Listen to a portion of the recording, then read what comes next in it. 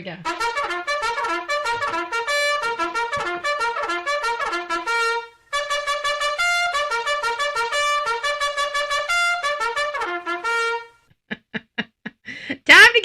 Time to get up. We got somebody all the way from Austria. Well, welcome, my love. I hope you are doing well. I don't know what the temperature is. As a matter of fact, we already have 174 people in chat. Oh, I don't even have my lighting on. There we go.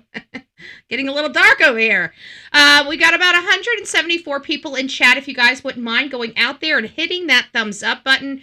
Like I said last night, we've got a lot to go over. There's not a whole lot to report in the Nancy Guthrie case other than we're in the third week. We're on the 18th day.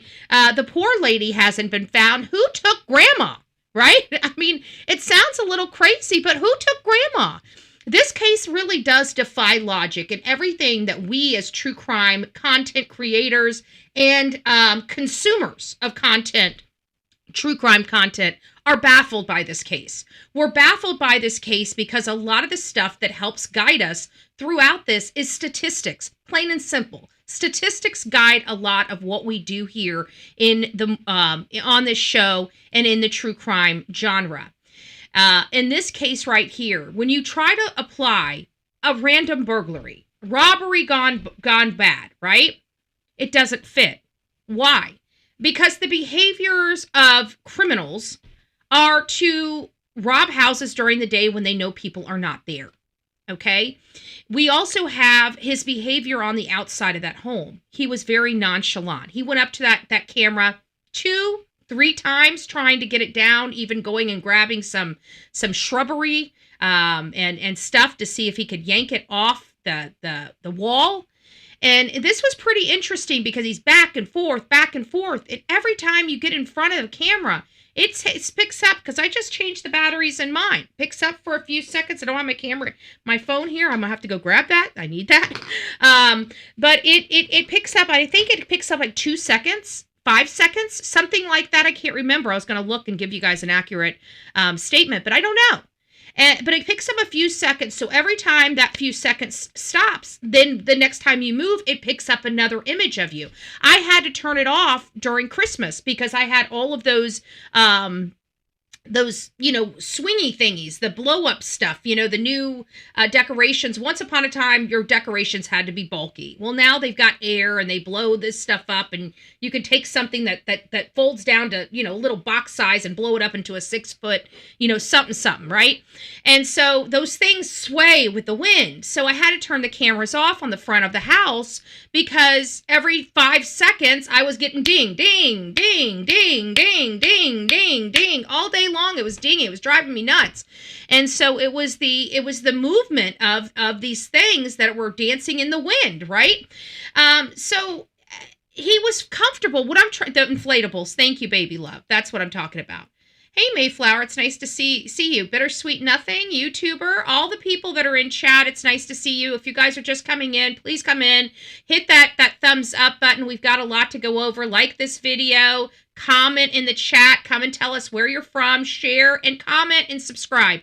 That's the best way you can support channels like me. We are not mainstream media. We don't have a huge investor line behind us. For us that are on YouTube, how we work for those thumbs up. It's the most insane thing I've ever seen, but it is what it is. Okay, so slam that thumbs up button. Keep the lights on here on the Bullhorn Betty channel. We'll all be happy. We'll all be happy, except the politicians and bad guys. Then they're not happy. I don't think it's family related. I don't either. It took us a long time to get here. But I think at this point we can remove something else is going on here. And quite frankly, this something else is almost more perplexing than the family. The family was like at the end of the day, statistics tell us it's the family. So the family was kind of like the easy way, right? We knew it had to be somebody in the family, right? Well, this time it's not. This is something totally different. This is going to be something that blows our mind. I knew it when we got into this case at the beginning. There was just something in the pit of my stomach that told me this was going to be one of those defying cases of our generation. What the hell happened to this lady? We don't know. We don't know. But I can tell you, some people need to be careful because obviously it's easy to explain that, like Tommaso and Annie would be suspects in this case because they were out with her the night before. Okay, so the idea that they're not persons of interest because they're family is ridiculous. So we know law enforcement looked at them first. They had to because the policies and procedures dictate that they need to. Some people still think the family is involved, and that's okay. That's okay. I've kind of moved past it. Not that no family's involved. I'm not there. But the immediate family, the children. I don't think the children or their spouses are involved. Now, there is, we obviously are hearing about this Kayla Day. I don't know if Kayla Day is truly biologically connected to this family. I'm not seeing where that makes sense, but, we'll still keep, there's a lot of layers to families. We all know that. So we'll keep digging in that respect, but I think this is something different. This is something a lot different. But this common random criminal, I keep feeling like this is what we're dealing with. But there are so many cues that tell me this is definitely not that. The fact that they took her with them. I mean, when have we?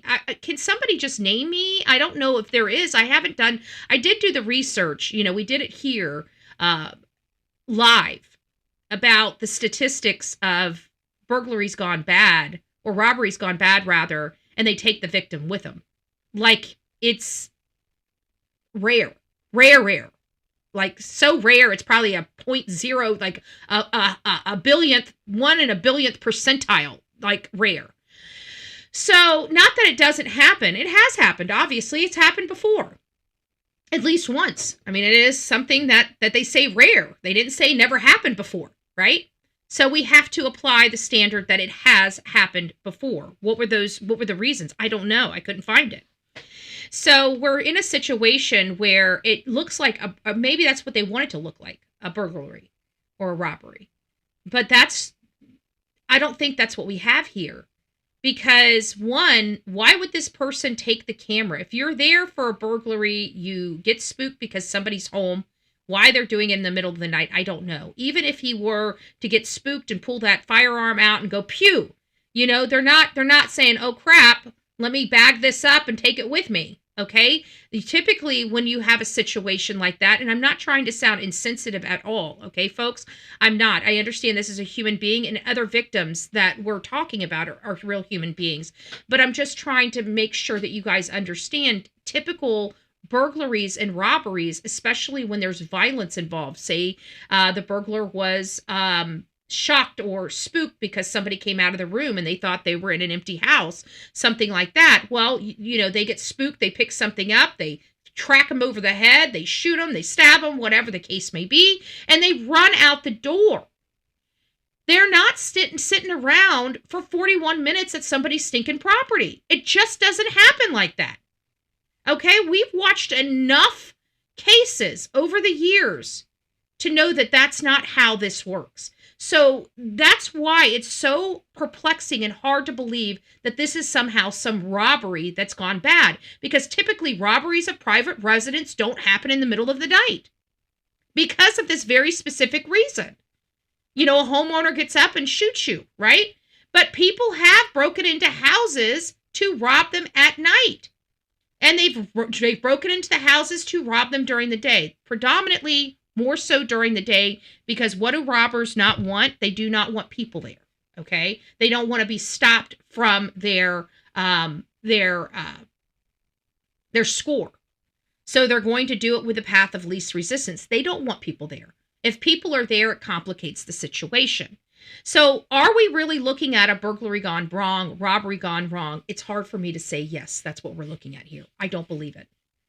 So now we have to come around to ideas of what did bring this about. Okay, what did bring this about? Before we get into this, I do have a couple of housekeeping items.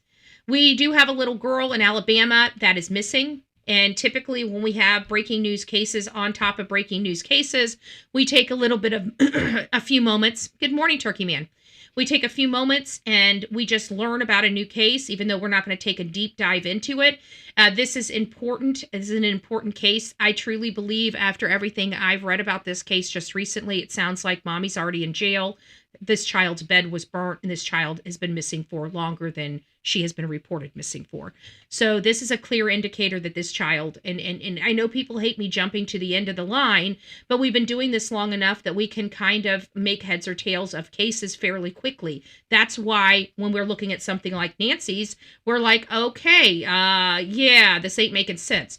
So what we have here is this child's most likely deceased. Okay, most likely deceased because we have the bed being burnt. The bed is obviously evidence, so we've got destruction of evidence, and obviously law enforcement ain't playing. They've already got mommy in jail, so they went ahead and charged her with some low-hanging fruit to get her behind bars. So I'm already seeing all the classic indicators that we need from law enforcement as well as boots on the ground to tell us that this is most likely not going to end very well for this little girl. And it's such a sad thing, but this is where we talk about, this is where the rubber meets the road, and our statistics really do show you that you have more chances of dying by the hands of somebody you know than you ever will by a stranger danger. Yet here, to this day, we still teach our children about stranger danger, but never about the pain and destruction inside their own family. And those are the ones that are more prevalent. These are the ones that are losing our children with these murder-suicide cases and stuff like that. So we need to be very, very hyper aware that we have problems in people's families. And while we don't want to be involved in people's business and we want to mind our own business, sometimes we need to be involved because a child's life could hang in the balance. Look at this poor little girl over in Las Vegas that we're learning about. Her mother, why her mother brought a firearm with her to Vegas, I have no idea, but ended up hurting her daughter and then herself at a competition. And it sounds like it was all over custody disputes with her ex. It's the most insane, asinine thing I can think of. How horrible. How horrible. Thank you. Thank you, Let Them 66. I appreciate that. We got a few of these and I haven't had a chance to stop and thank our sponsors already for today. Thank you guys. You guys are amazing. Melanie says, sending love to the love machine because I'm a love machine. Ow! And everyone, prayers who needs them. Guys, we have Turkey Man in chat. He's going through some things. He could use some prayers. We've got prayers for the Guthrie family. We got prayers for the E family. We got prayers for this next story that we are about to talk about. This is going to break your hearts, folks. Okay, this little girl's about to make you guys go ooey gooey, okay? Because I got to tell you, I'm a little pissed off this morning. I'm a little pissed off because I know this poor little girl is gone.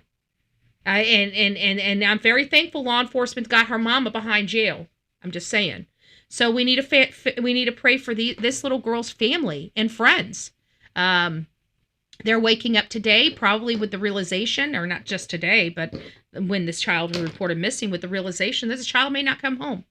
This child may not come home. Thank you, Phil, from across the pond. My sister from another country. My sister from another mister. There we go. Phil, thank you. Special Ash Wednesday blessing to all. Absolutely. Thank you. Thank you, love. Thank you, love. And our other prayer warrior, Let Them 66. Thank you. Let me put my little heart there. There we go. Says, hey, Betty, mods, chat. I hope everyone's Hump Day is going great. Sending prayers to all that need them. Prayers to the Guthrie family. Oh, and the event. Let me show you guys something.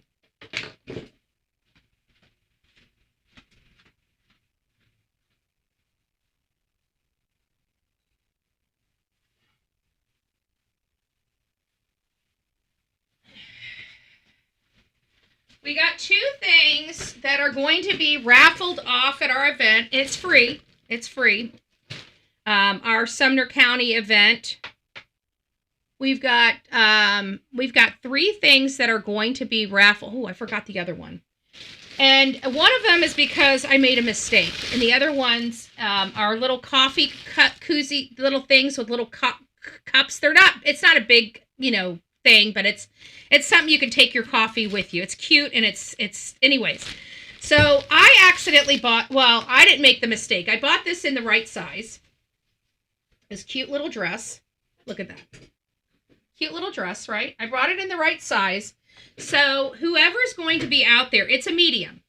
Okay, it's a medium dress, which, as you guys know, dresses are a little more fitted. That's why you always should get a dress a size bigger than what you wear. If you don't know that, if you buy dresses or don't buy dresses, you always want to buy a dress one size larger than you are. So if you're a large, you need an extra large. If you're a small, you need a medium. If you're a medium, you need a large. If you are a size 8, 10, you need a 12, 14. If you're a size 6, a 4, 6, you need a 6, 8. You guys see that? 4, 6, 8, 10. Okay, no. If you're a 0, 2, you need a 4, 6. If you're a 4, 6, you need an 8, 10. If you're an 8, 10, you need an 11, 12. Something like that. You guys get it? Okay. Now that you guys get it.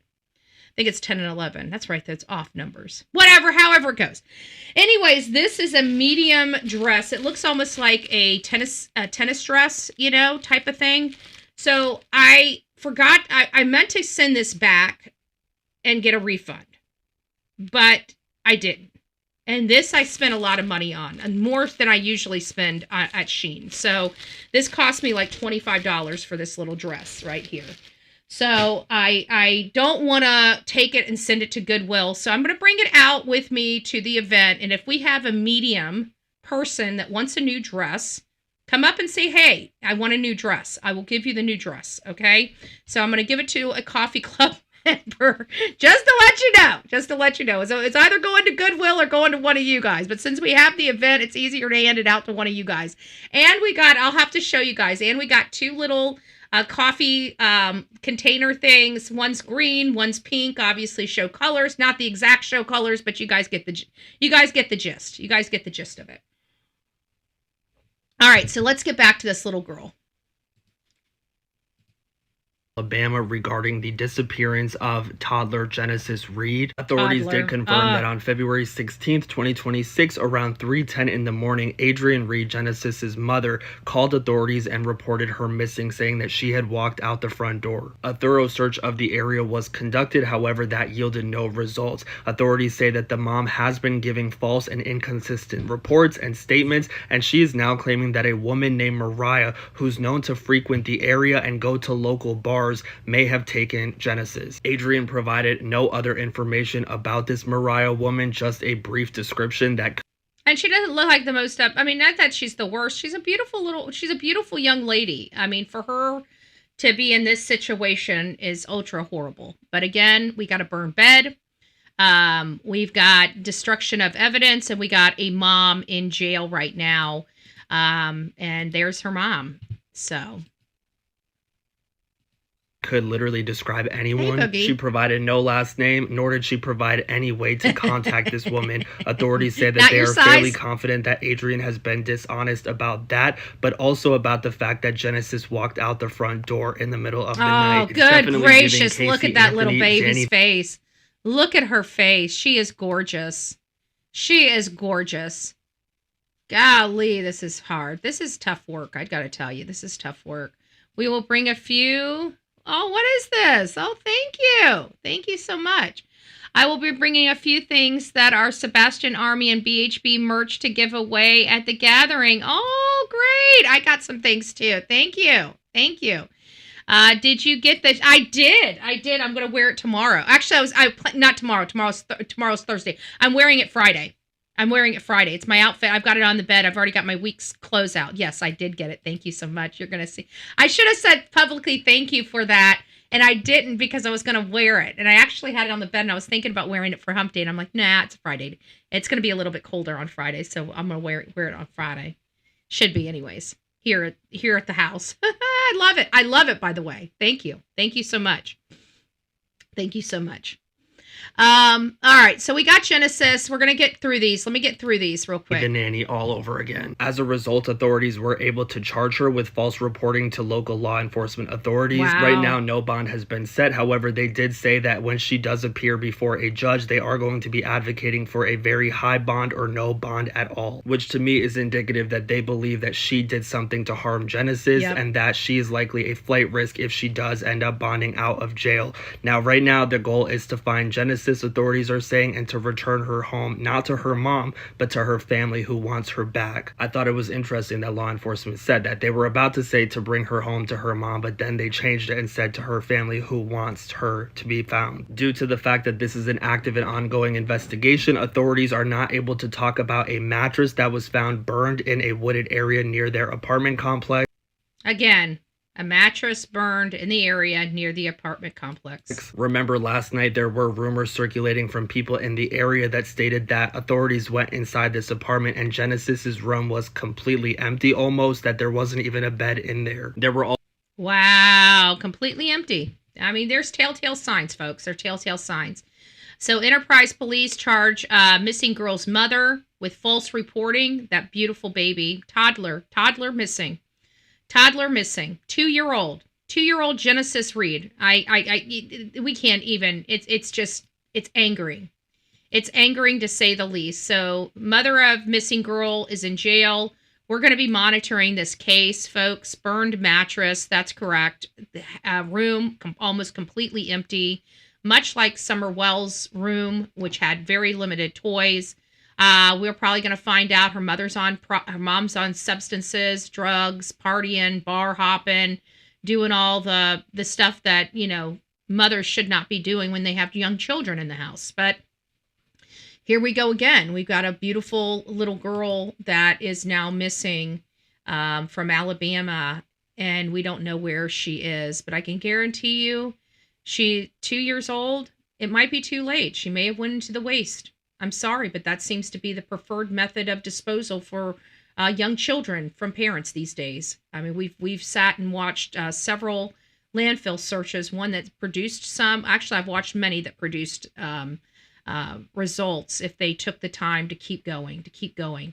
They will find it if they keep going. But it's a huge undertaking. It's disgusting work. And it's very labor intensive. And some places just don't have the manpower or the finances to do the type of searches that need to be done. And not only that, but this child here, from what I'm hearing, she's been gone for almost 30 days before she was reported. That's what I'm hearing preliminarily.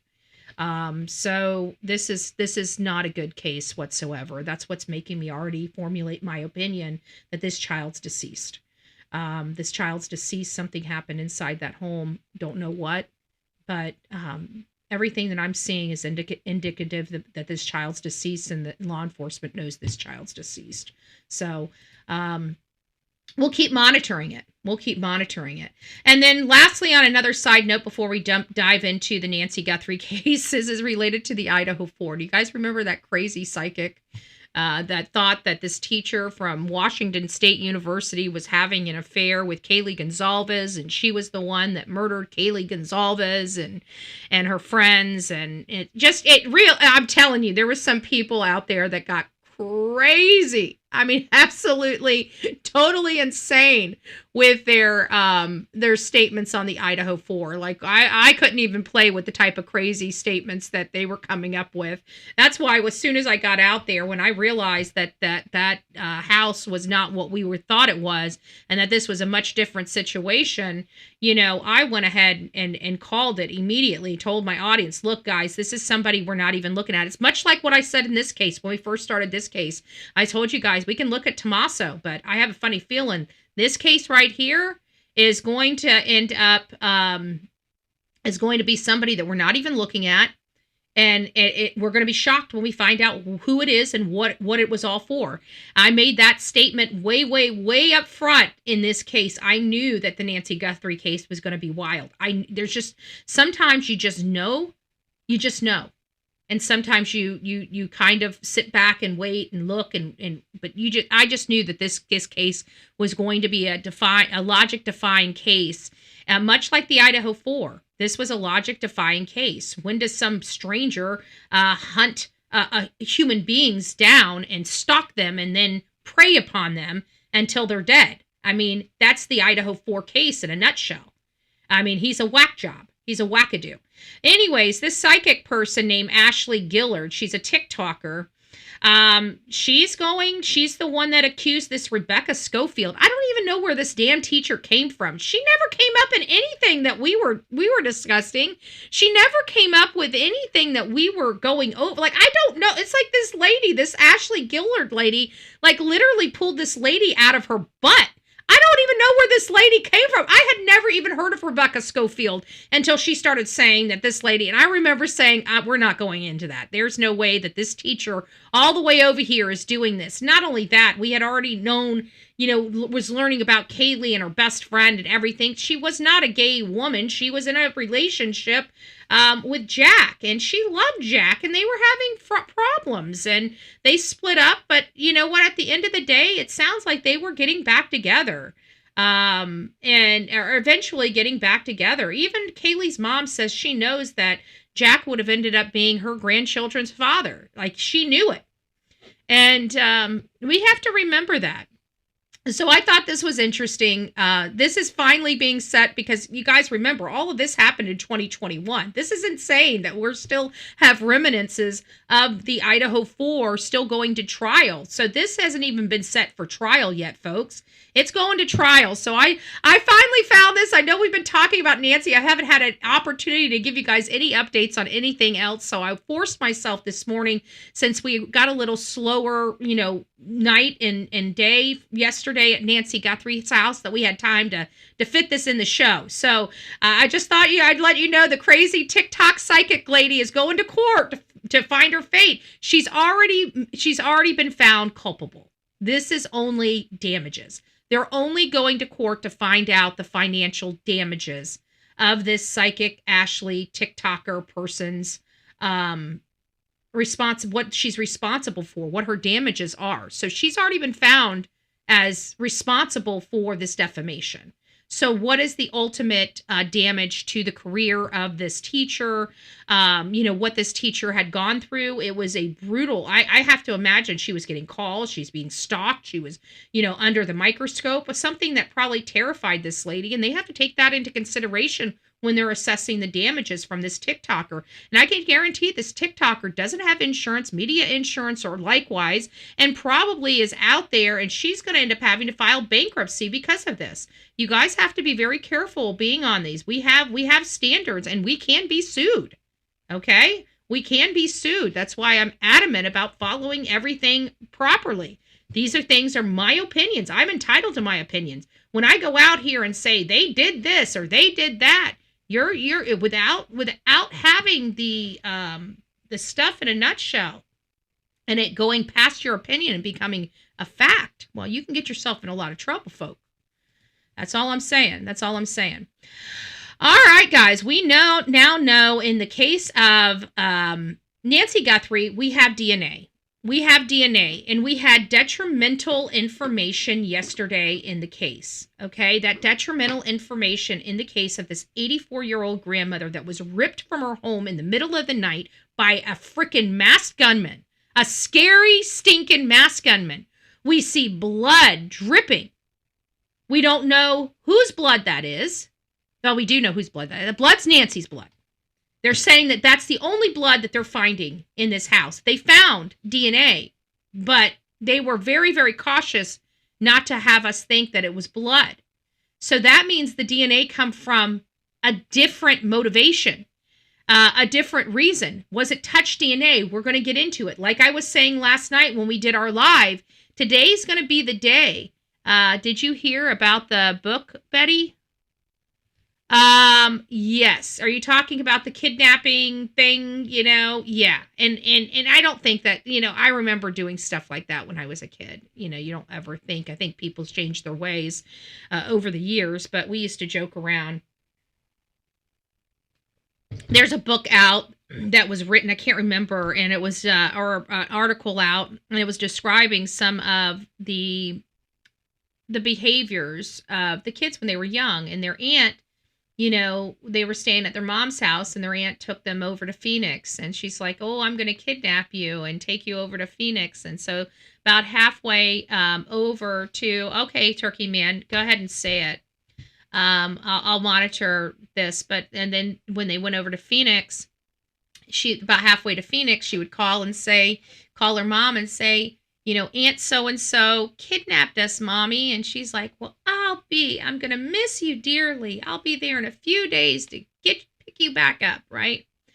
And so, hey, Ricky, it's nice to see you. It's either mafia or cartel. It could very well be. Yeah, it could very, very, very well be. And so we've got this. So I did hear about that aspect of it, but it seemed innocent. Nobody, they were kids. And I know that was a memory that they had, but, they're saying, is it possible maybe they put something into somebody's mind? And of course, yeah, I guess that, any of that can be possible. So we're going to get over when we get to Nancy Grace. Here's Nancy Grace. This is the one I've already listened to most of it. I wanted you guys to hear this. So we're going to be getting into Nancy Grace too. And when we get into Nancy Grace, this is kind of where our show really does begin, because when I was talking to you guys last night, I was telling you guys, where's my clipboard? Do I even have my clipboard in here? I do not. It's out there. I don't have anything. I feel so bare this morning. But we were going to be talking about this touch DNA because this is stuff that we have not heard about before. We have not heard about this stuff before, and this is getting a little crazy. Where is my lady?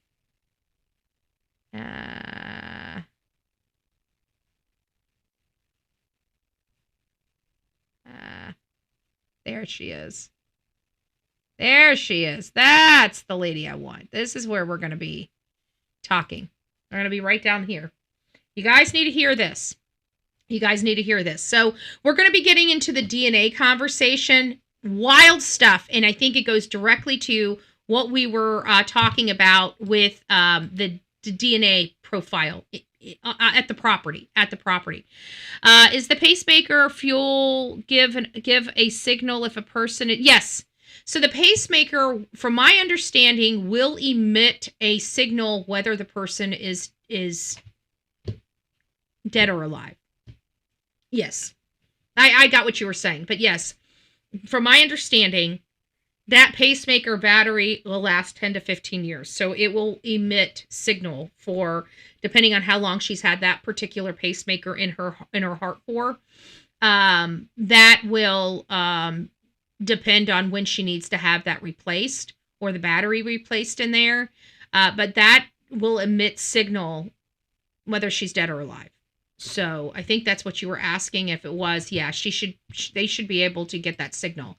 All right, so let's go ahead and get started. As you guys know, we just went over a little toddler, 2-year-old little girl right there, missing out of Alabama. Her mom is in jail. It sounds like she was abused to death, and we're looking to recover her somewhere.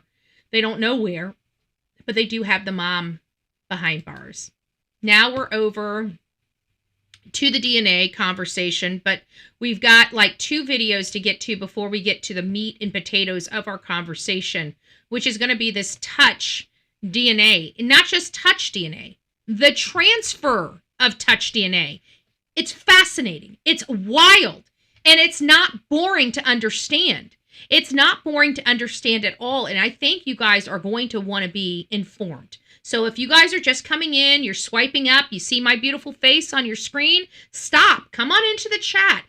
This is about Nancy Guthrie. Nancy Guthrie is an 84-year-old grandmother ripped from her home in the middle of the night by a masked gunman. We don't know where she is. The family is holding on to hope that she is still alive this day and age. We don't know what happened, but everything that we're learning is law enforcement is not looking at the family anymore. They were. They looked at that family very, very hard, and they tore that family's life completely apart, including going through both Nancy's house as well as Annie's house, canvassing both Nancy's community as well as Annie's community, and then we get this retrieval of this video, this image, and then boom, we realize we're dealing with something much different. And it's still, a lot of people still thought maybe the family was involved. Well, law enforcement they need us to focus on the real crime here, not this phantom stuff that people assume happened. So he came out and he said, look, guys, I'm sorry, but not sorry, but this family didn't do anything wrong. This family is not responsible. I thought I had it up, but I guess I don't. That they're cleared. That the siblings are cleared. Savannah, Cameron, and Annie are cleared. Their spouses, including Tommaso Cioni, cleared. So we have all of these cleared people, and then we find out there's DNA in the house or around the house. I want to say the property just to be on the safe side. I don't know where the DNA was found, but I know it was on her property. It was either inside the house or outside the house. And I have to be careful because remember, we saw him outside the house at the front door. So the DNA could have been derived not inside the house, but right there. So we don't know where it is. So I'm just going to say property to be on the safe side. I think that's encompassing of the house and land, okay, and the outbuildings, pool, and everything else. I think the property would be more accurate. So we're going to say the property for this purposes. So we have DNA from the property, from Nancy's property, and then we had this glove. The problem with the glove that I see is that, one, there were 16 gloves that were taken for processing, okay? Why did they focus on just this one glove? Because they focused on just that one glove, I assumed, and I told you we can't assume, so this is, and I made sure I was very clear, this is not factual. We don't know this to be true, but what I would assume to be true, because they're focusing on this one glove, that they must have made the connection that DNA matches the DNA from the inside or from the property, right? And we learned yesterday that's not the case. So I still don't know why they were so excited about the glove. I really don't. I still don't know why they were so excited about the glove. FBI cleared no one. I don't believe that. I don't believe that because I'm familiar with how these joint investigations work, and I don't see the sheriff coming out with a statement like that without it being approved by the joint operations. They're acting jointly. They're not saying this is your case, this is our case. If you guys notice, the FBI and law enforcement are acting in a joint capacity. So in my opinion, from everything, this is not typically how it's set up in other cases. I will tell you that. This is kind of an oddity even for the cooperation from the federal partners and the county, but they are working in conjunction with one another. So in my opinion, that statement was not just from Sumner, or not just from Pima County. That was, in fact, from the investigative body, which encompasses both feds as well as the local government or the local officials out there. That's my understanding of this type of situation. So I want to make sure that's clarified too, because it's so easy. Oh, well, they said it, but not the FBI. No, this is a joint investigation. So they're not publicly stating anything that they're not all agreeing on. Because right now we're talking about this pissing contest between evidence. Okay, we're not hearing that they're having a pissing contest with the investigation itself, just the evidence. So they're working, and we've heard this from Brian Enton on Boots on the Ground, that the officers that are out there that are working together well. It's more of the hierarchy of the it's like the sheriff sending the stuff to the Florida lab. And I understand his point. He wants to keep all of the evidence in one lab because it just makes it easier for his office. But he's not realizing the delays it's causing because of this joint effort that they have with feds. It's slowing the feds processing of stuff down, and that's the problem. Is it getting done? Yes, it's getting done, but it's getting done 24 to 48 hours later than it could be done.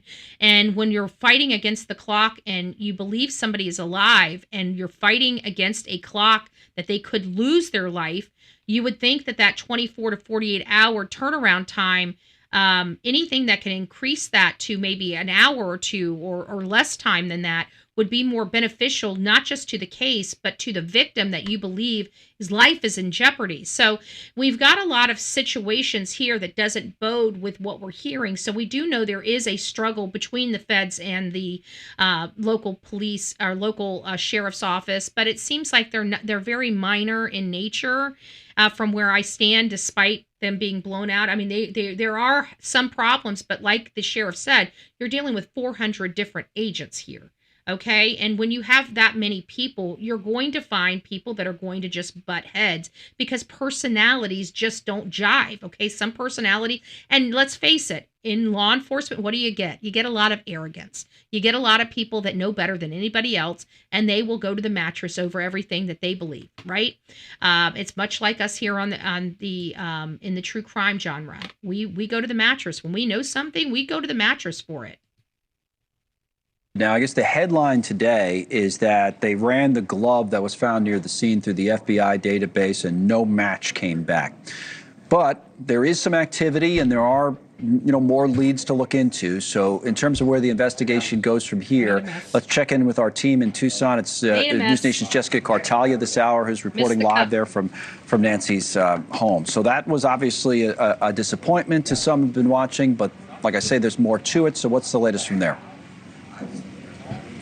Look, Connell, it was a stretch to begin with. We were hoping that it might lead to something significant, and unfortunately, it kind of sounds like a dead end at this point. But a short time ago, 2 cars arrived here outside of Nancy Guthrie's home. They parked, they went around back toward the garage, carrying a briefcase, back toward the back entrance. They also went over to a neighbor's house, and they were looking at one of those motion security lights. As you mentioned, now what they were doing is still unclear. We're working to determine that. But as you mentioned, we learned that the results of that DNA taken from a glove that resembled the one on the Ring camera that we saw here turned out to not have a match in that DNA database, CODIS, right? Since a match wasn't detected, it doesn't necessarily mean that it's completely a dead end, but investigators will now have to go to genealogy databases and attempt to work back toward the suspect.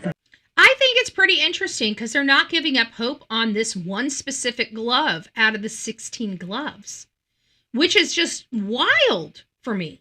Does anybody have any idea? I know I got some cops or some people with past law enforcement experience in the chat. I've seen your guys' name here. Can you guys explain that to me? Maybe you guys have some insight that maybe I'm unfamiliar with, but it seems like I would be super stoked and excited if the glove DNA matched the foreign DNA they found on her property. That would be awesome. That would be awesome, baby. But why are they still so excited about this glove when it doesn't match the DNA inside the house? On the property. I got to keep remembering, on the property. Good cop, bad cop, potentially. The pacemaker signal is unique only to the person that has a panda-like DNA. Yes, the pacemaker is a specific Bluetooth signal that can be picked up on an app. Is the Bluetooth signal the same Bluetooth signal from pacemaker to pacemaker? It's possible. But I don't know. I don't know if that pacemaker signal is unique. I'd have to think that it's like any other signal, that it has, like, like our phones, they have those really long EMIE number, whatever things on the phones, the like 16 maybe serial, like a serial number, an ID. Maybe it has something like that might be unique. Potentially, maybe it does have a specific. I'm not familiar. I don't know enough about pacemakers. Each county has one sheriff and a department of deputies. FBI did not confirm sheriff. They don't have, I don't think they have to. The FBI functions so much differently. They're not, if you notice anything about the FBI, they give no updates. They give no updates. They don't do, even in their courts, you can't get video in the courts. You can't have still photography in federal courts. They just beat a drum of a different tune. They march to the beat of a different tune, a different drum, I guess is the proper, whatever. They march to the beat of a different drum. Okay, there we go. There we go. Now I said it properly. So the FBI, even when you give them evidence or information, they don't call you back. They don't say anything. They take the information and they run with it. They just deal differently than local cops, because local cops, they're elected. Okay. Your chief of police are appointed by your mayors. Your sheriffs are typically voted by the people on a ballot.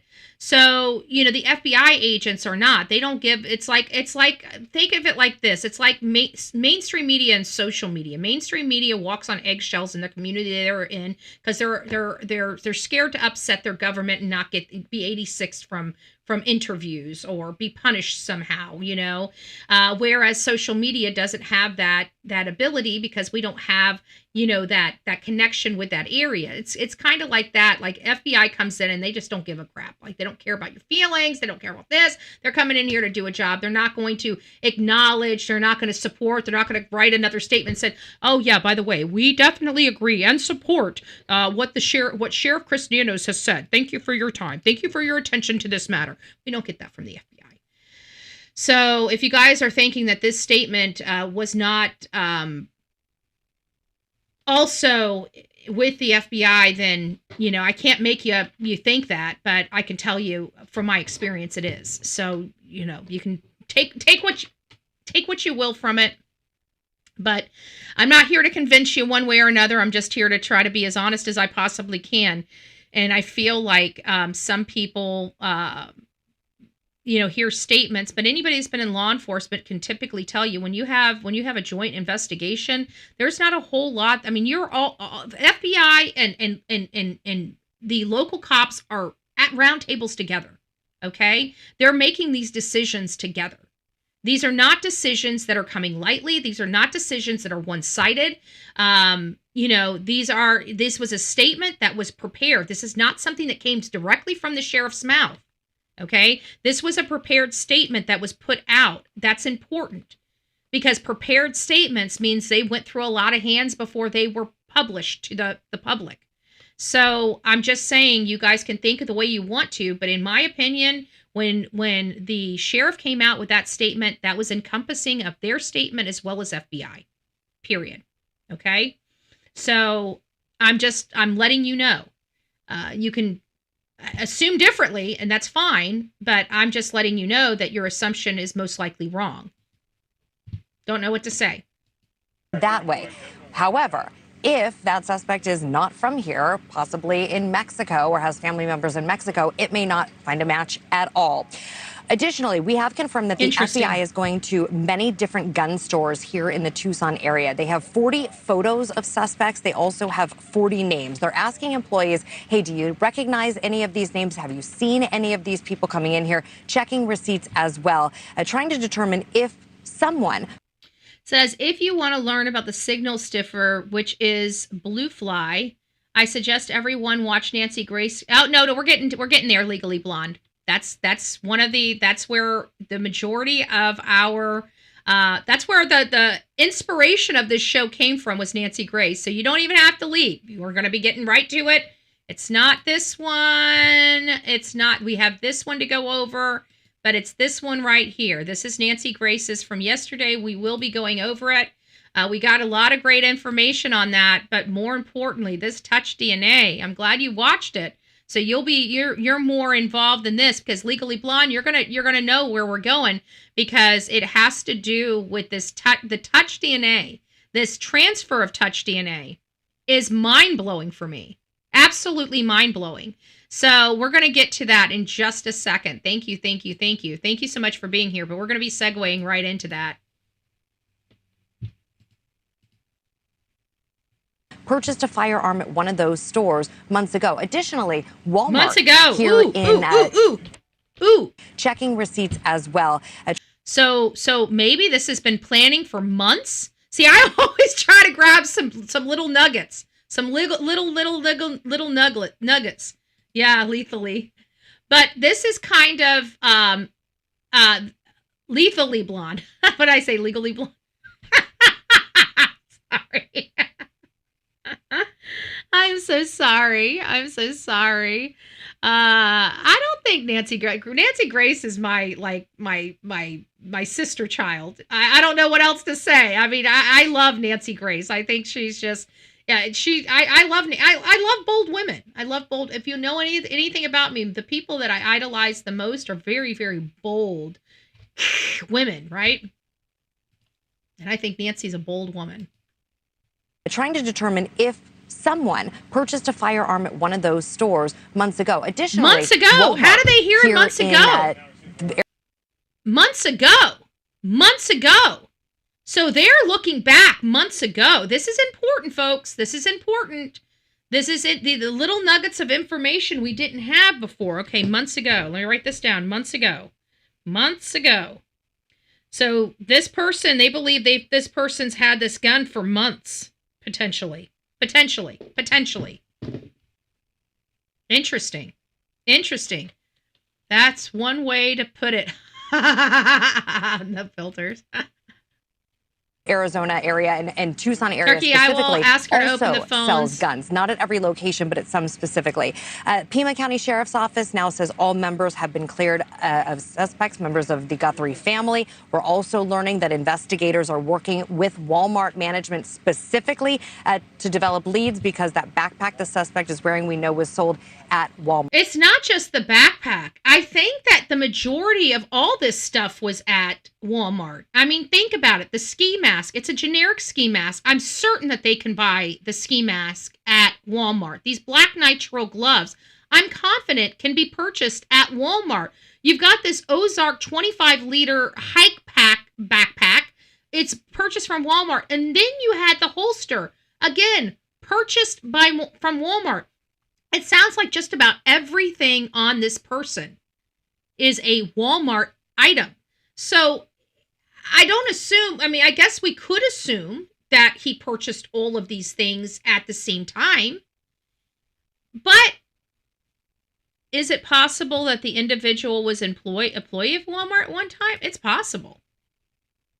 It's possible. It's possible. This is insane. This is insane. Yeah, it is possible. But there's something like the position that he's in this right here, you know, right here.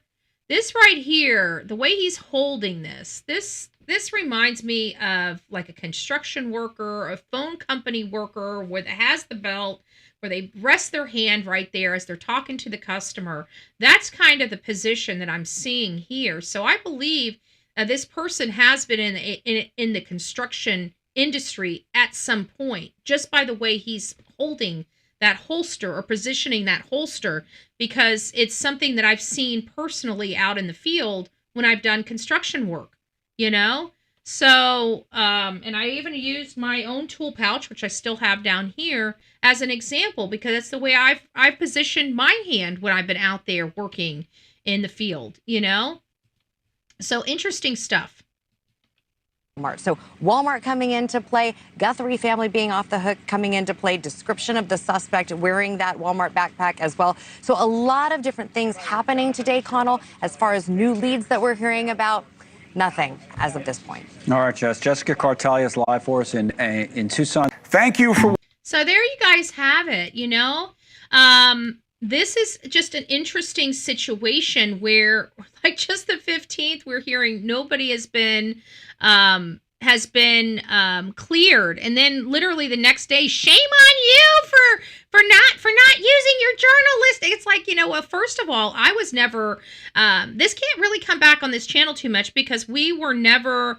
We talked about the theory, but we were never specifically on board with Tommaso, and I explained all the reasons why I wasn't hooked into that story just yet.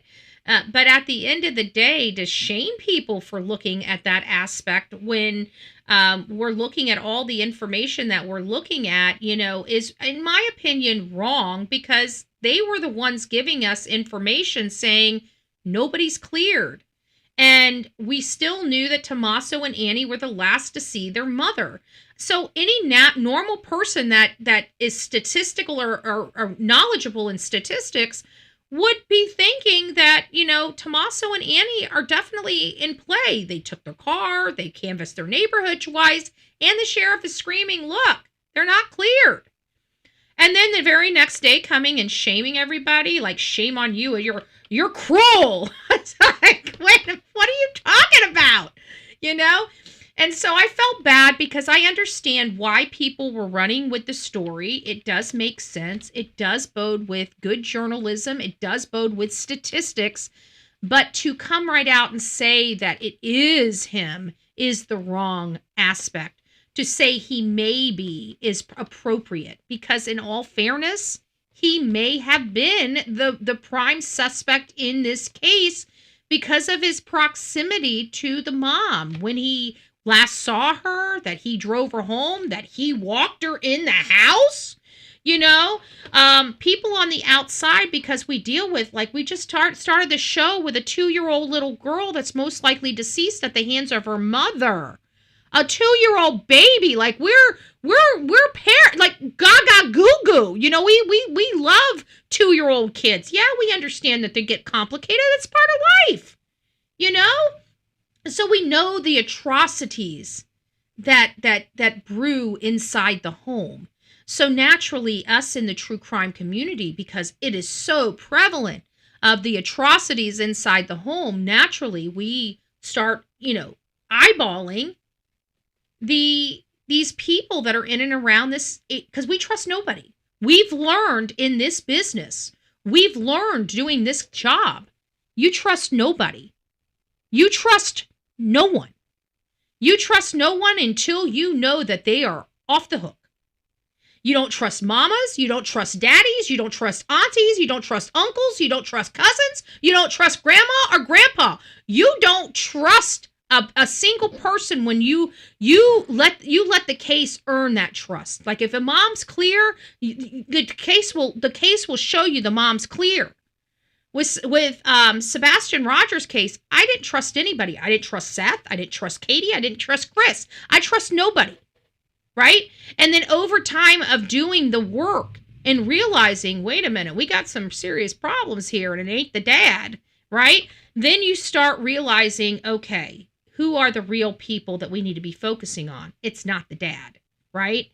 So we were able to determine that for ourselves, even though law enforcement did not. Here, on the other hand, we have the sibling, a pair of the siblings, right? The sister Annie and her husband with the mom, literally before she disappears. Definitely persons of interest. So I do understand again why people focused on them, and I don't believe you're cruel for doing that. Okay, I just want to make sure I throw that out there because, in all fairness, it was a good theory.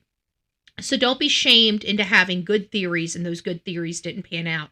We should be thankful it didn't pan out, right?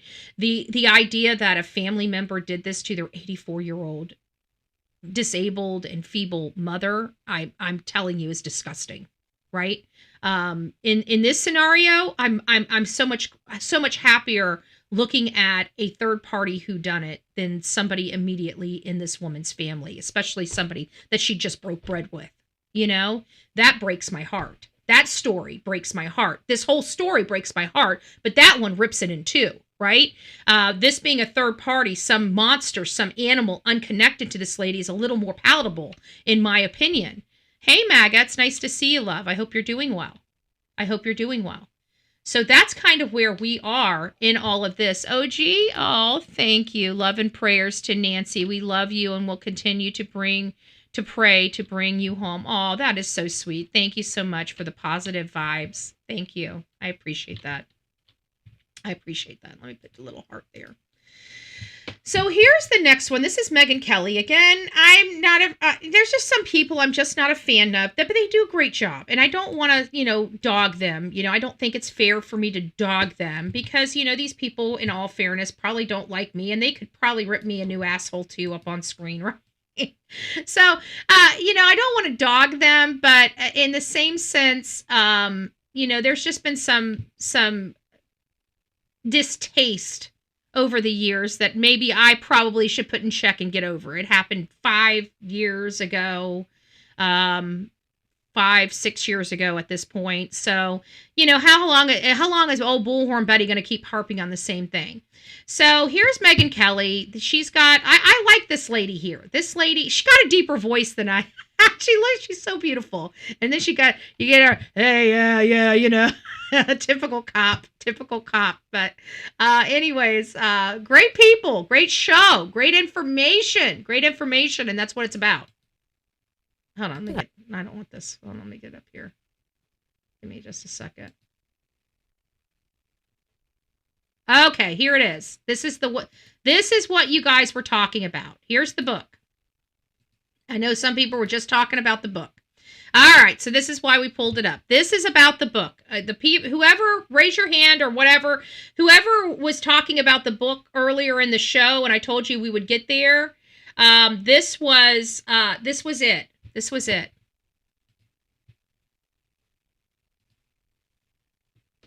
Oh, come on. Than Savannah, so Terry would be 74 right now. But listen. So this is about the aunt. The aunt's name is Terry. Aunt Terry. That's it. So here's the story that maybe you guys didn't know. Prayers ascending for all. Thank you, Robert. That's really sweet. That's really sweet. All of you guys that are praying for this woman, thank you guys. I'm sure her family feels it. Her family's struggling. I mean, to be honest with you, seeing Savannah so raw and just seeing how much she's hurting and seeing it so public, it breaks my heart, that she's being forced to show this pain publicly, and she's being forced to show this pain publicly because somebody took her mom. And the only way she can speak to that person is speaking publicly. And I just think that is so, so unfair. To this. About once a year in the summertime, Cousin Terry orchestrated a kidnapping of my sister and me. It went down like this. The cousins would visit for a few days at our house in Tucson, and then, on the morning they were to leave, Terry would wake us up early, shushing us in the pre-dawn darkness as we made our escape. We would all pile into her rickety station wagon and head north, the sky streaking with bright oranges and pinks as the sun rose over the colorless desert landscape. Somewhere between Phoenix and Tucson, Terry would make a pit stop and let Annie and me call home at a payphone. See, it's an endearing story. Cousin Terry kidnapped us to take us to her house. My mother would feign shock, protest how terribly she would miss us, then assure us she'd drive up to retrieve us in a few days. Jonathan, that is just... It's an endearing... To me, I'm not buying into it. It's endearing to me. I mean, that sounds like some of the fun stuff we did when we were young. It's not creepy to me. I mean, it's creepy now that, hindsight 2020. Yeah, it's got a little creep to it. But when it happened when you were a kid, I could remember you got to remember back in our days, remember this, folks, especially you youngins. Because most of the people in this chat should be 50 years or older, okay? We had to get creative with keeping kids entertained, okay? There weren't a whole lot of games, right? You had a pogo stick, you had a bicycle, and you had mama screaming at you, get out of your house and don't come and be home before dark, right?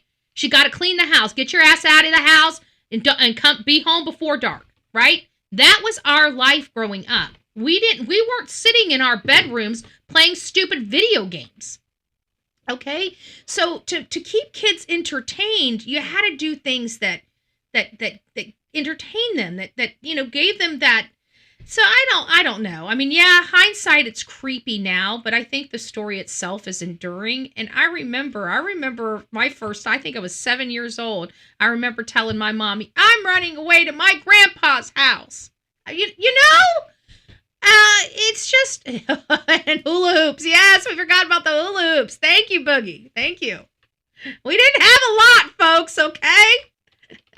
And when we did finally get a video game, we got Tetris.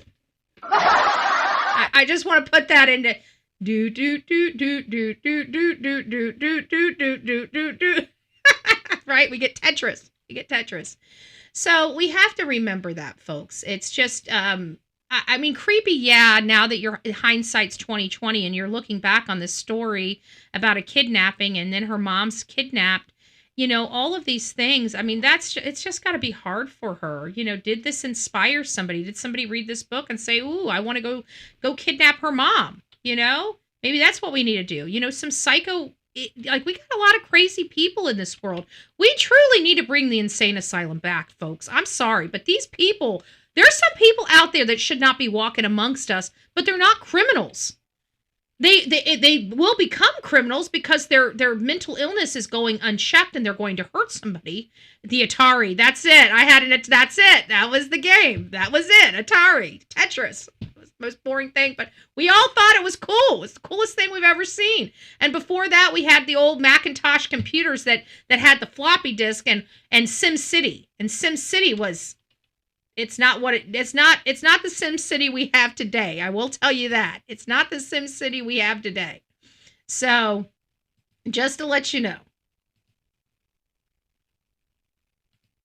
Eerie. It's eerie. It is eerie. She released that in 2024. Wow. Talking about kidnapping and her mom and her sister and Savannah, a cousin. I don't know about Cousin Terry. I'm not sure whether Cousin Terry is still in the picture or what, but I'm not suggesting Cousin Terry is behind this, but I'm suggesting that just the mere discussion of kidnapping amongst the Guthrie family is potentially the kind of thing that could put an idea in somebody's head, could potentially be relevant in trying to track down where somebody first got the notion of a kidnapping and the Guthries. And then you have 3 months ago, Savannah with her mom in Tucson on the Today Show, showing off where they eat, where they hang out. I'm just trying to piece together how. We don't think about how much. I mean, even the Idaho 4, many wondered, was Brian able to hunt them because of all of their social media? It looked like Brian was stalking them in part. And we have to remember, back when we were all growing up, we didn't have strangers in our bedroom window. Okay? Right? That's kind of creepy, having strangers in our kids' bedroom windows, right? Well, what the hell do you think social media is? They're showing where they're going to eat. They're showing where they're going to hang out. They're showing Pac-Man. Yep. Pac-Man. That's another one. We're showing them who we are as people, our interests, our likes. That is a smorgasbord of information for somebody to learn about you and infiltrate your life. This social media stuff is new to us. I mean, yeah, granted, it's been around 15, 20 years, but we're now starting to see the effects of this. 15, 20 years ago, we weren't out here inspiring hate and viciousness. Now you go online, you either have a good, calm area of these social media platforms, but you have a very dark, hateful side of these platforms too, that wreak havoc in people's lives across this country and across this world. It's the World Wide Web. We're all connected now. How this possibly could have even come about, since the idea of kidnapping a mom is unfathomable to most of us. Yeah, that is, there's a lot of detail to that story. And so, I have a degree in political science and psychology, double major that is, I call it a double useless degree. But some of the things that I do remember out of psychology that really stands out is that there was one woman who had, one of the case studies, she had like 14 different personalities. And she had a sister. Well, they were both abused as children, and their mom would do things like when they she felt they were being bad, she would put them in a bathtub with scalding water in it and make them sit there. And one developed this incredible, deep psychosis. The other one was pretty normal and just hated her mom. So, this is another reason why I wouldn't rule people out. And I'm not saying people should go down this rabbit hole, but as law enforcement, I don't rule these things out, because if the sheriff's never heard this before, this would be something that I would definitely look into. But anybody who's read that book, as well as you both have talked about stalkers, and we heard the other individual from, I think it was a BBC or wherever she was, talking about her stalker. People latch onto things in weird ways. And I know, Megan, Maureen, perhaps you have, because you're on TV a lot, and I know, Megan, you probably had these, where you get emails from people that say some of the weirdest things, especially if you've been in the FBI. They're like, can you help me out with the FBI? Or people will write and say, hey, can you introduce, I used to host for Sean Hannity.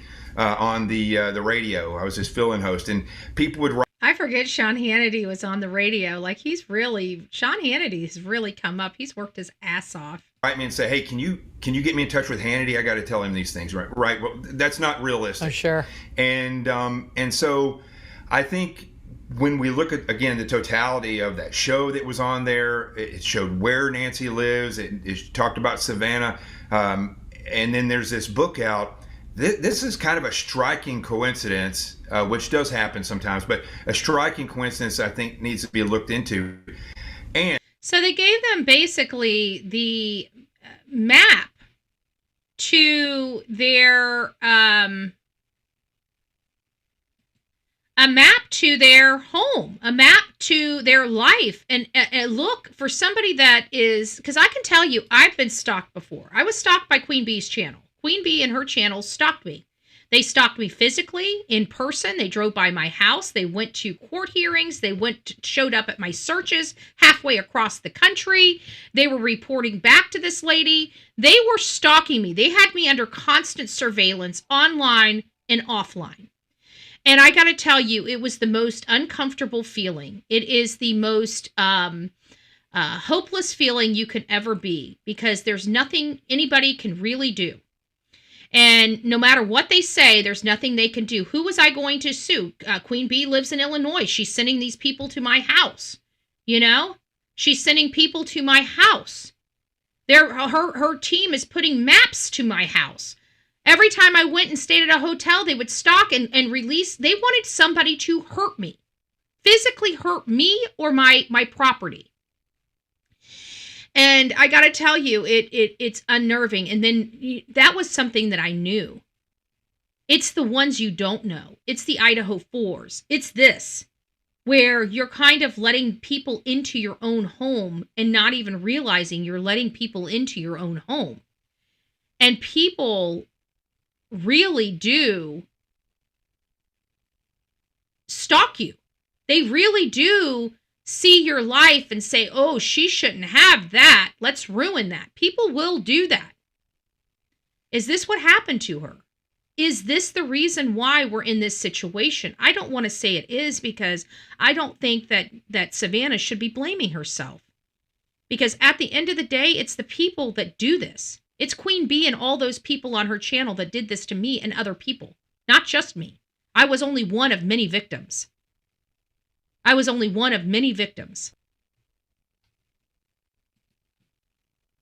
Life is laid back and gentle. Yeah, I like to watch the javelina eat my plants. But the best thing about Tucson is coming home and seeing you guys. Should we? So there you go. I mean, this was all in her. Today's episode. She wrote a book talking about her hometowns, her upbringing, personal, private information. Are like very compelling. They're very compelling. You can see the love radiating off of these two. And I can relate to it. Honestly, it's like Savannah used to not, we've talked about it many times. Her dad died when she was 16. My dad died when I was 15. My dad died when I was... Both of sudden heart attacks. Yep. Yeah. Like there's something, I don't know. Your mom becomes your mom and your dad. Your mom, when your dad dies young, your mom becomes both parents. And my mom wasn't the tough guy when we were kids, but she had to become one because she had 6 teenagers when our dad died. Wow. Well, it's no accident you became an FBI agent. It's definitely no accident you became an FBI agent. It's not, and it's no accident. Savannah and I both went to law school, and then we both became reporters. And I don't know, I would suggest for the record, maybe we both had something to prove of our own. There's no question that the loss of a father figure and an actual father at a very young age has a profound impact on a young woman. And Savannah did not want to leave her mom when it was time to go off and get her first reporting job. That's and the mother scary. insisted that she do it.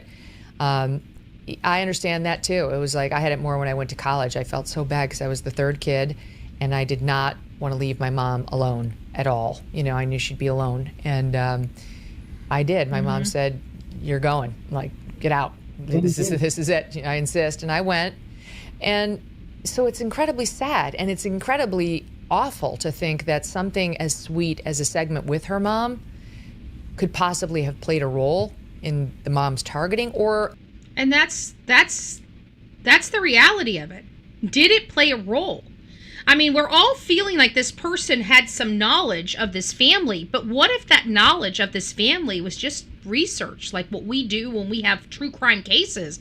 We go in people's lives, we pull background checks, we do everything that we can possibly do with public information.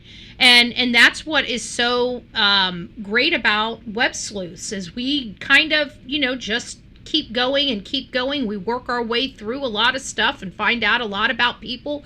We learn who they are, their likes, their dislikes. We find out who they're associated with, who they are, what their likes, what their dislikes are. There's a lot of stuff that we learn from these cases that we do. I mean, granted, I don't use it for bad, I use it for good, but there are people that have the same type of education and information stations that we do that use it for bad, right? They use the public records for bad.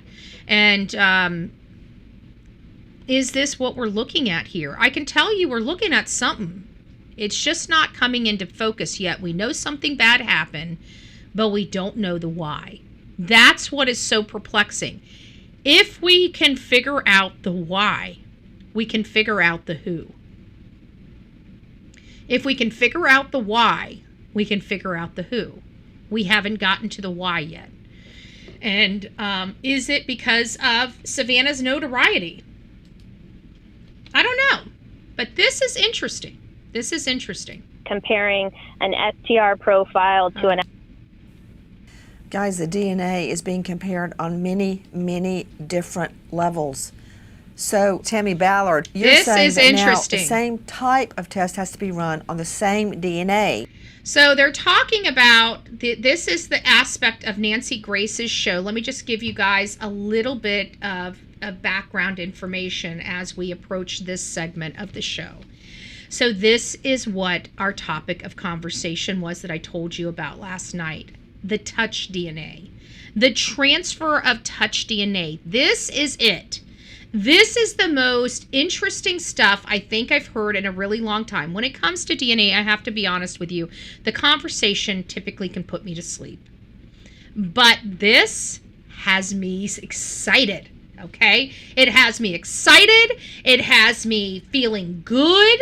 It makes me feel like law enforcement has more than we know that they have. More biological stuff than we think they have, folks. This is going to be very, very interesting. Let's get to it. Let's get to it. They're going to be complaining about this, having to send it back to Arizona and upload it into the system for them to run it through CODIS. But it's after that conversation. You may not like Nancy. I'm a Nancy G lover. Skybell. She's like, I love her passion, her tenacity, her I don't give a crap about nothing. I'm going to take you down if you're the bad guy. I love that part about her. Now, this right here, this is going to be interesting. Now, she's not the one talking, so you don't have to worry about it, Skybell. It's going to be the person, the professional she has on. It's going to blow your mind. It's going to blow your mind. Guys, we don't think of DNA like this. I promise you we do not think of DNA like this. In order to match it potentially to DNA in Nancy Guthrie's home? Correct. They're just going to do that same type of DNA testing to compare.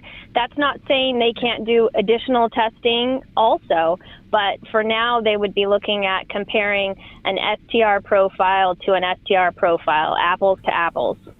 So at what point do you use up the DNA? Well, I'm going to hope that with a glove is usually a pretty decent amount of DNA potentially. And again, I don't know what the source of the DNA is within the residence. Hopefully that's sufficient, but most private laboratories have a pretty strict policy about not consuming the DNA. So unless they're asking for and getting authorization to consume that, there should be sufficient DNA remaining to also test again. And also, I wouldn't hesitate about re-swabbing a glove and assuming sufficient DNA is quite a potential. So it's a lot of surface area on a glove, and it sounds like if this DNA is associated with a single person, then there's probably a good chance that there's more DNA on that glove that you could work with. Now, guys, you guys got to understand that, right? There's the DNA, gloves touch just about every surface. There's got to be something there.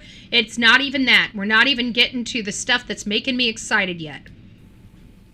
Wow. Wow, Tammy Ballard. Okay, back to Sky Lazaro joining us, veteran criminal defense attorney in the Utah jurisdiction. A photo array lineup is governed largely by the same rules. This is not it. Hold on. Let me find it. That's not it. She's already moving on in the conversation. We don't need her moving on in the conversation. Where is it? Give me a second. I got to find it. You guys got to hear this about the DNA. Questions. Where's my transcript? There it is. Touch DNA. Control find. Touch. Okay. Where are we now? We're in, we're coming up to it. Okay, we're coming up to it. Make sure it's right. Yeah, I think we're coming up to it. Sorry, we're not there yet. We got about another 2 to 3 minutes. Lineup. It can't be persuasive. Actually, in that. Let me move it back to that area. You can't know that. Give some sort of description first, things along those lines. Are they looking for a particular gun? I think it's going to cause some serious problems, and it's a huge due process problem, I think, for the state a lot of times.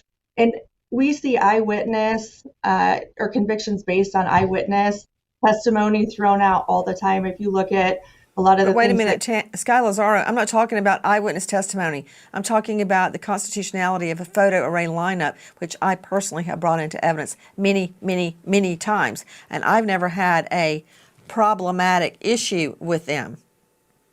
I think it depends on how it's done. I think they can be admissible, but if it's not done correctly, or you have an officer who doesn't document it correctly, I think it's definitely challengeable by the defense. Oh, there's going to be a challenge on everything, whether it's justified or not. You're right about that. Hey, Tammy Ballard, very quickly, in the home, we're talking about DNA found in the home. Here we go. I'm guessing it's touch DNA, not blood, not. Where would you look in the home to get touch DNA? Well, don't get me wrong, I'm really curious to know if there's blood right inside that front door as well, but let's assume maybe there's blood in the rest of the residence. Anything around those areas where a struggle may have occurred, any indication where somebody could have left something behind. Maybe, again, they could be injured as well if she did fight back. So we might have 2 bleeders and get really, really lucky. So, yes, touch DNA, but it's got to have something where you're localizing an item of evidence or something that you think might have come in contact with that perpetrator. Okay, those were a lot of words. So you're saying maybe the perp bled. So you think an 84-year-old woman that had been asleep actually got a hit in? I don't think that the perp is going to have bled. I don't think so either. Nancy Guthrie's blood, probably from a nosebleed. Plus she had pupilla, which you can see that in the picture where her hand is all bloody under the skin. People get that from using blood thinners. It's very, very common. So I would wager any blood found on the scene is hers. So let's move to the next possibility. Where could you get touch DNA? This is interesting. That's not hers. This is interesting. Well, if we're going to assume that he's got gloves on because of the video footage, listen, that anything is a potential with that. You're talking to somebody who's done DNA for my entire adult life. I wear a glove very differently than a normal human wears a glove. So I guarantee that perpetrator was touching his holster, everything on his person. I'm willing to wager that bet. So you've got his DNA on the outside of those gloves as well as the inside. So he's probably leaving some DNA behind in that residence. The struggle is going to be trying to figure out where he would have left touch DNA and on what items. Okay, that was so smart. Out of curiosity, this is not probative to the Guthrie case, but what do you mean you wear gloves differently than the rest of us? Listen. I watch people wear gloves because my whole life is protecting the DNA. So when I see someone put a pair of gloves on at a crime scene and grab the pen out of their pocket that they've been carrying around, those gloves are now contaminated. The average person doesn't realize that they're cross-contaminating their gloves with their own DNA with the simplest of tasks, you know, using a pen, wiping your brow, touching that holster that you, most likely he wasn't handling that holster at all times with gloved hands. So his DNA is on these items and would transfer on to those gloves. Then those gloves could be that transfer inside the house for touch DNA as well. And that is why Tammy Ballard is the expert. I hadn't even thought of that. Didn't even of think transferring touch DNA to become touch DNA in the home. And we see him touching the holster.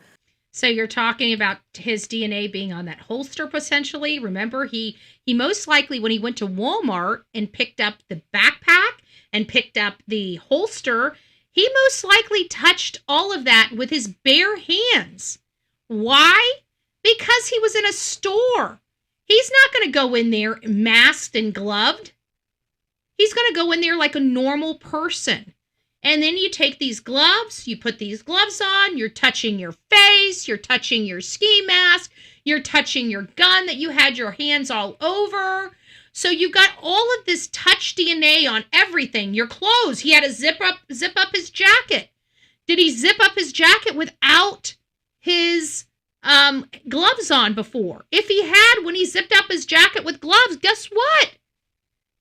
Every time he touched his backpack, if he touched that backpack before he put those gloves on, when he touched the backpack with the gloves, he's transferring DNA. This is what makes me very, very, very excited. Very, very excited. Shits and Giggles says something else. Hold on, let me see what Shits and Giggles are. Where are you? So they don't sweat. Secondary transfer. Yeah, that's basically what it is. It's a secondary transfer. So did they see the seam? See the seam? What do you mean see the seam? I don't understand that, Shits and Giggles. So they don't sweat. I bet you he was sweating. It sounds like it's, unless it's cool at night and hot during the day. So he's going to be wiping stuff. Maybe that's the reason why. You know, I keep saying, why did he take the camera with him? And the only reason why I think he took the camera with him is because to me, he seems like he would be in the system, but with him not being in the system, it's interesting. Why did he take the camera? The reason why I think he took the camera is because I think he has a good understanding of DNA and transfer. And I think he took anything he touched.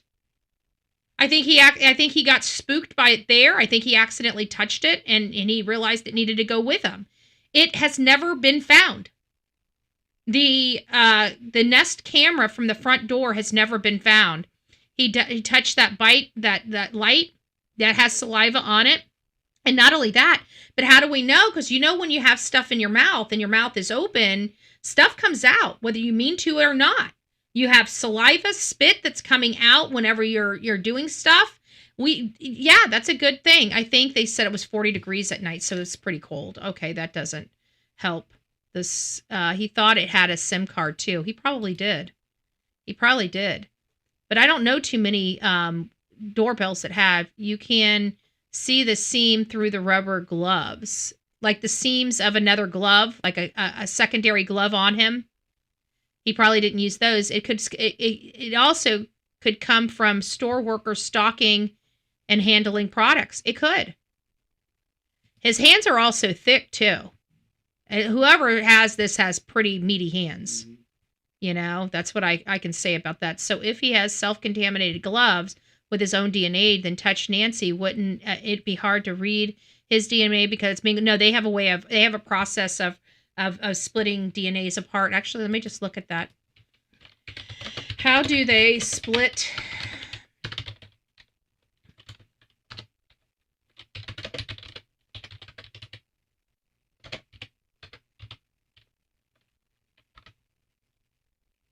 It says combined DNA is separated either biologically through enzymatic process during cells replication or technology digitally in ancestry forensic analysis. Key enzymes like helicase, I think it's helicase, separated double strands of DNA during a cell division.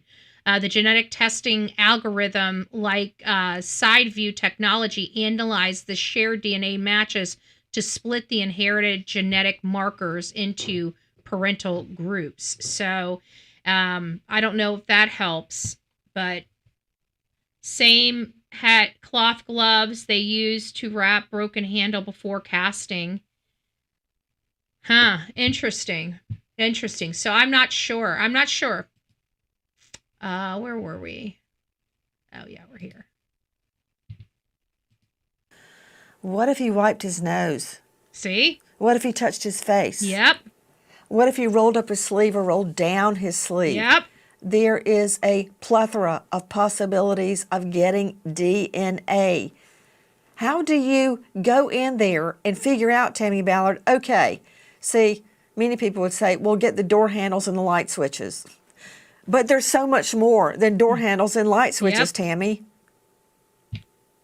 Yes, and again, it's really difficult to make assumptions when you haven't had access inside the scene to see what is disrupted. You know, maybe she was able to, maybe there's a very clear area where something is disrupted, where there could be something handled, an item of evidence that just really sticks out. It just dawned on me. We might have to look at this. Oh, I got to sneeze, guys. Excuse me.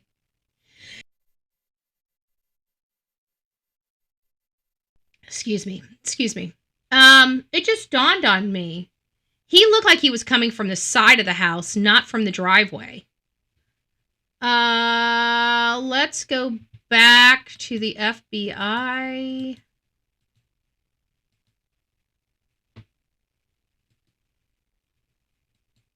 This one. It's this one here. Let's see where he comes from. He looks like he's coming from the side of the house, like where her garage and stuff is. Oh, we don't have that on this one. Okay, well, I thought we had seen it, but I guess we all have the same. So he was the time they didn't show us where he came from. Okay. So let's keep going. That might have been collected. It's hard to speculate, but those are the items that you're going to see. What about the saliva on the flashlight? The light bite. Remember, he had that in his mouth, but he didn't keep it in his mouth the whole time, I'm sure. So that's what they believe he had right there. This is an example of a mouth flashlight. He may have had this one. He may have had something else. Those are my favorite. That's your source of DNA right there, and that's saliva. So I've had several of those cases. But there's no guarantee that that was left at the scene. Those are the best. He's also probably adjusting that really uncomfortable face mask. So he's got all that sweat and saliva from his own face mask that he's transferring onto his gloves and potentially transferring onto something else.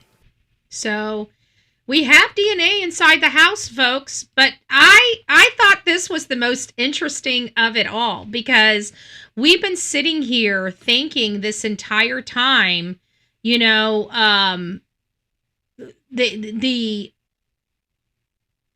sheriff has been making sure that we understand the DNA from the unknown subject did not come from blood. And so hearing all of this, like, I never even thought, you know, you hear about gloves, touch DNA all the time, but you don't think about the transfer of touch DNA. How is touch DNA transferred? It's transferred from one surface to another. How?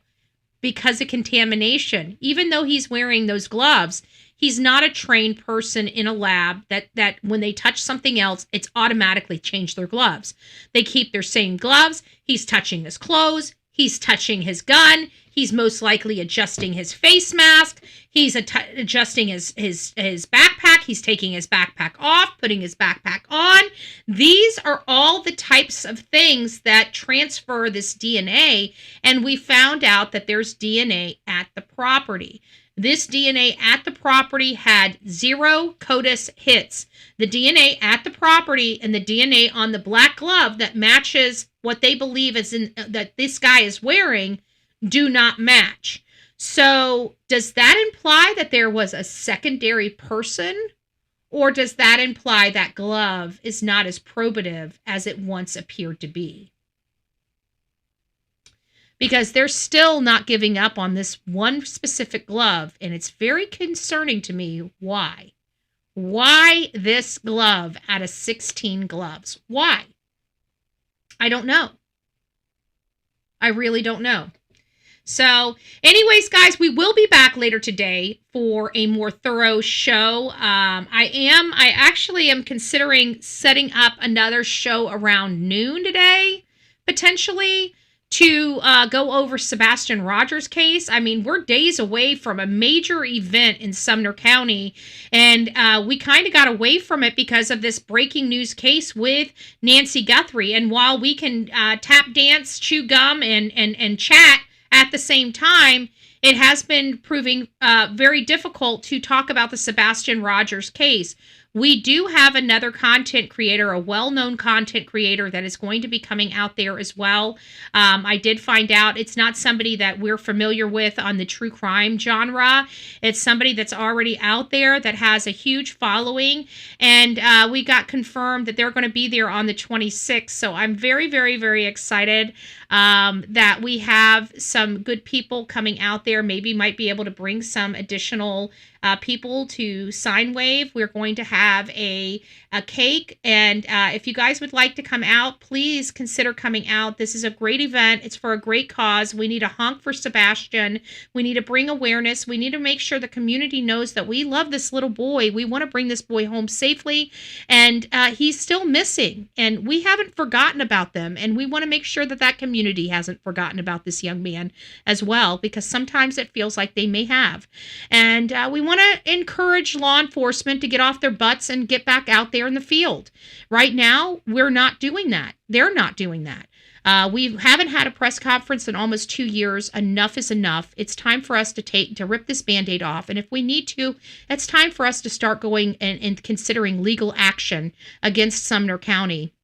And we may, after my court hearing is said and done, with Sumner County and this whole crap with Chris and Katie lying under oath and their parents lying under oath.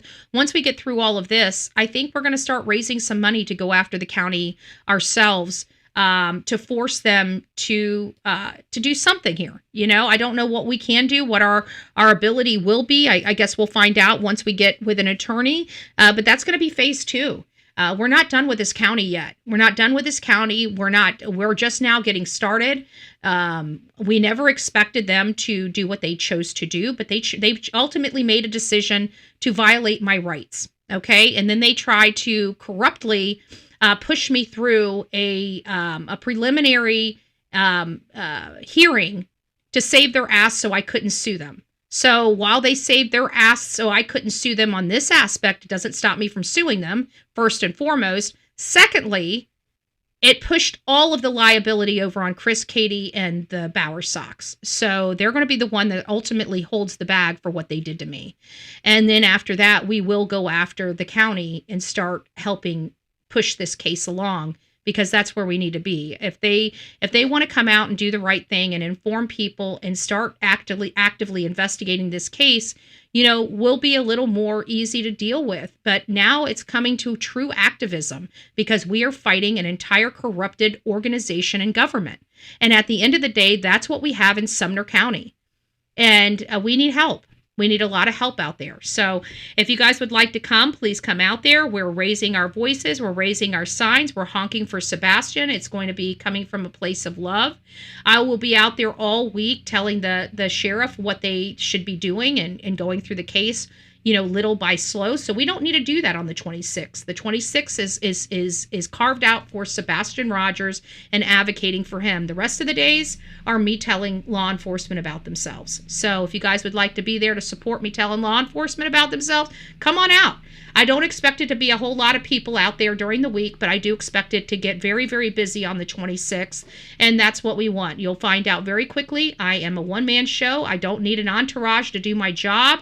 I'm going to continue to show up and show out for these cases. I will always do that, especially when we have Sebastian's Army. Sebastian's Army needs to stand up and step up. So please, I hope all you guys come out there, and hopefully we'll advocate for Sebastian. But until then, and we will be providing you guys updates no different than what we do here. I'm only going to be on the a bullhorn for 5 minutes at the top of every single hour. So if you're worried about not getting your updates on Nancy Guthrie, you don't have to worry about that. We will make sure that we're keeping you updated on the Nancy Guthrie case as well. So please tune in. Please tune in and support the channel.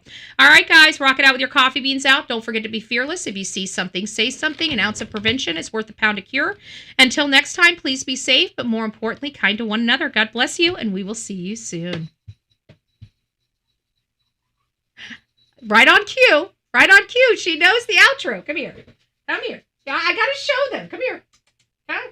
She hears me say the outro, and look who runs in here. Look who runs in here. Every single morning. I got her bell on it, so you guys should be able to hear her. When I say my outro, she knows. She's like, oop, it's my time now. I get her. I get her. So everybody that's coming out to Sumner County, hopefully you guys get to, if it's not too cold, hopefully you guys will get to meet Delilah Bullhorn. We'll see how all that works out. But she does have a nice thick jacket, so even if it's a little cold, we might bring her out for a little bit.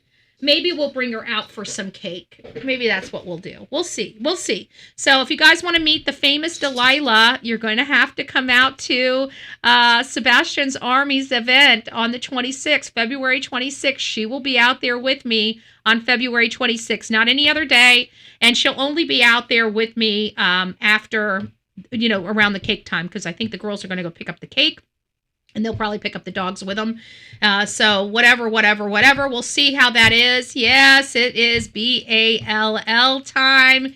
She absolutely dies to have her BALL time. So we'll be back in probably, I don't know, about noon. We're going to be back at noon to go over Sebastian's. Hold on a second. Let me go ahead and get this set up while we're here. So you guys can go ahead, before we end the show, you guys can go ahead and sign up for it. Give me just a second. It hasn't been taking my thumbnails when I pull an old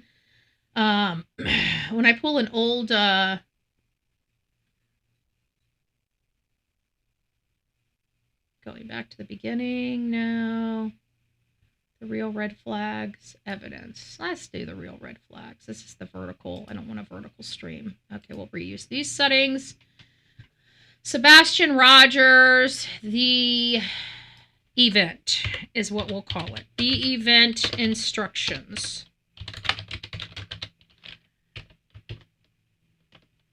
Okay, the event instructions. Let me change the... If it'll change, it's saying it's changed. It right now has evidence, and I changed it to event planning. I pray to God it will hold up. I don't know if it will or not, because it is a pain in the ass anymore. I've changed this every day this week. I've changed my thumbnail, and it didn't change, so I just went ahead and started off with a new one. So we'll do this about 12. No, we'll do it around 1. That'll give me some time to plan. So we'll do it around 1 to 2 today. We'll be doing a live here on the Bullhorn Betty channel. It's going to be about the event with Sebastian Rogers. So if you guys would like to sub up for it now, you should be. Hold on, it's loading. Give me just a second. Hopefully it changed the thumbnail. Oh, good, it did. Okay, so we have the thumbnail. It should be, this is related to the event info. We'll be doing that. It'll be about a half an hour. It's not going to be a long live, but we'll do that at, what time did I say this was? We'll do this one at 1 p.m. today. 1 p.m. today. If you guys want to go over to my channel, sign up for it. Don't forget to hit the thumb up button on your way in or your way out. I really do appreciate all of you guys that come here and support the channel. We still have some stuff that we're getting done. We're leaving on Monday. I'm leaving at like 2 a.m. on Monday, so I can arrive and be there by 2 to 3 o'clock in the afternoon on Monday afternoon. We're not going to be able to do our event. I wanted to start out Monday, but with the planning and stuff like that, we're not even checking in until like 4 o'clock the afternoon of Monday. So our event is delayed a day. We're going to be starting on Tuesday morning, rain or shine, Tuesday morning, Tuesday and Wednesday. Thursday is the main event, and Friday is just our roundup. We'll go out there, do our final statements. I'm not going to go and make it to Kentucky. I was hoping to make it to Kentucky. I've decided to table that. Most of the stuff that I'm going to be able to do, I've already gotten contact. They can't meet me during the times that I am going to be there. So I'm going to have virtual meetings with a few people in Kentucky. They're already set up, but they're set up outside of the 28th through the 5th, which was the time frame that I had to go there. So the 28th and the 5th through the 5th in Kentucky is not going to work. I may go into Kentucky for a day or two to try to make contact with Tom Massey and speak to him directly. If I can do that, I will do that. If I can't, I can't. So I might go into Kentucky for a day or two. I haven't completely taken it off the itinerary yet, but we're not going to be there until March 5th. We might go into Kentucky for a day or two. His district is right on the outside of Bardstown. So being able to go to Bardstown and do an update on Crystal Rogers wouldn't hurt the channel. You know, we haven't talked about Crystal Rogers. Brooks Houck is now in prison. His accomplices are in jail, behind jail in prison.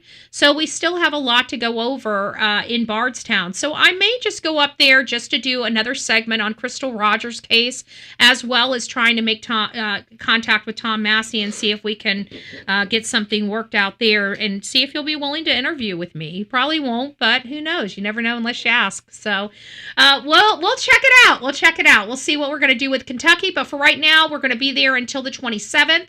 If I do go in there, it'll be from the 28th to the 29th, and I'll be back into Florida on the 30th. So we should be flying out here on March 1st or 2nd to go to Nancy Guthrie's. We are going to go out there to Nancy Guthrie.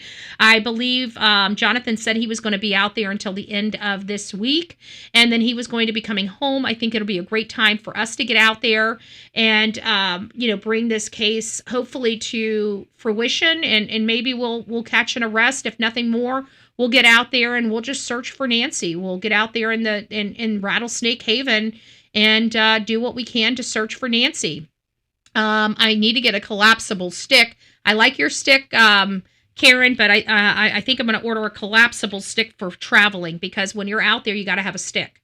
I could pick up a stick from the ground, but I'd rather have a collapsible stick that I know, and it just helps you make sure you don't miss, as long as you have it in front of you where you're walking, you don't have to worry about accidentally stepping on rattlesnakes. So that's my only concern out there in Arizona.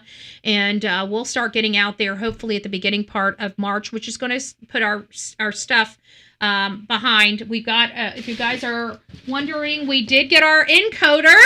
Thank you. Baby love. Thank you. We did get our encoder. I got to wait for the power plug to come in. It's coming in. And we got to wait for the camera that I accidentally ordered from frickin' China. So I was like, when I went to tell you, I'm like, wait a minute, it's not coming in until like March 3rd to the 24th. I'm like, that can't be right. I went back and checked, and yeah, it's right, because I ordered the damn thing from China to save $100. And now I've got to, whatever. So we got the new camera coming in.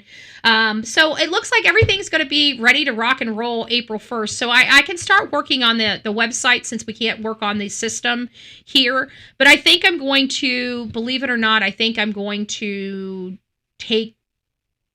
pack 2 suitcases, 1 suitcase with our equipment in it, so we can set up. I think I'm going to start getting an inverter as well. So no matter what car I have, I can start powering our stuff, and we can have a real live. The next thing is a commercial professional news camera. And we will be getting a news camera. I've already priced it out. We're not getting it in for the next 2 years, but I've already priced out a news camera, and this is going to change our world when we are out there on the scene. So it's nothing we need to raise money for or anything this week, next week, or even this year or next year. We've got it in the, one thing that you have to do if you're a content creator and you're not investing money into equipment or new services to provide, then you're not growing.